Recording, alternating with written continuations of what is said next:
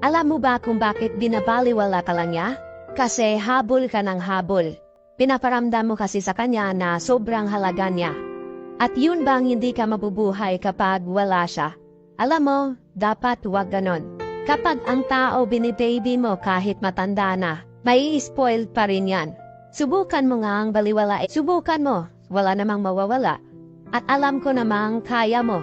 Pero kung hindi siya hahanap ng paraan para makita at makontak ka, huwag mo na rin siyang kontaking. Kasi ang ibig sabihin lang yan, hindi na siya interesado sa'yo.